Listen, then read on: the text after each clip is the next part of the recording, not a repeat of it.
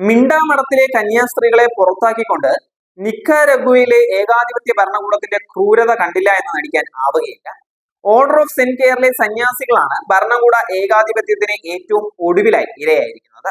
ഭരണകൂട ഭീഷണിയുള്ള ഉത്തരവിനെ തുടർന്ന് രാജ്യ തലസ്ഥാനമായ മനാഗുവയിലെ ചൈനാൻ ഗുഡേഗയിലെ തങ്ങളുടെ ആശ്രമങ്ങൾ ഉപേക്ഷിക്കാൻ മിണ്ടാമഠത്തിലെ 30ഓളം കന്യാസ്ത്രീകൾ നിർബന്ധിതരായി എന്നാണ് മൊസൈക്കോ CSI എന്ന മാധ്യമം റിപ്പോർട്ട് ചെയ്യുന്നത്.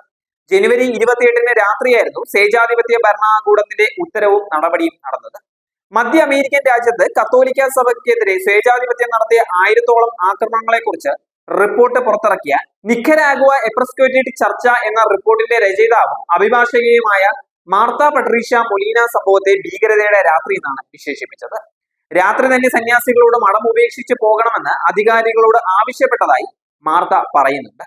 ഇവരെ ഏതാനും സാധനങ്ങൾ എടുക്കാൻ മാത്രമേ അനുവദിച്ചിരുന്നുള്ളൂ എന്നും കന്യാസ്ത്രീകളിൽ ഭൂരിഭാഗവും നിക്കരാഗ്വൻ സ്വദേശികളാണ് എന്നും അവർ എവിടെയാണെന്ന് അജ്ഞാതമാണ് എന്നും മാർത്ത പട്രീഷ്യ എക്സിൽ കുറിച്ചിട്ടുണ്ടായിരുന്നു.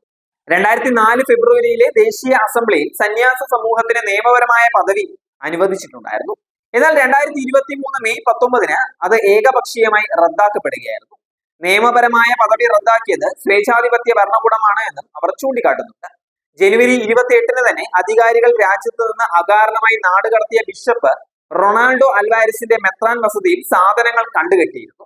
2018-ലെ സർക്കാർ വിരുദ്ധ പ്രക്ഷോഭങ്ങളെ ഒർട്ടേഗ ഭരണകൂടം സൈന്യത്തെ ഉപയോഗിച്ച് അതിനിഷ്ഠൂരമായി അടിച്ചമർത്തിയതു മുതലാണ് നിക്കാരാഗ്വയിലെ കത്തോലിക്ക സഭയും ഭരണകൂടവും തമ്മിലുള്ള ബന്ധത്തിൽ വിള്ളൽ വീഴുന്നത്. ജനദ്രോഹ നടപടികളിൽ സഭ ശക്തമായി രംഗത്ത് വന്നിരുന്നു. ഇതിനു പിന്നാലെ സഭയെ തുടർച്ചയായി സർക്കാർ വേട്ടയാടി വരികയാണ്.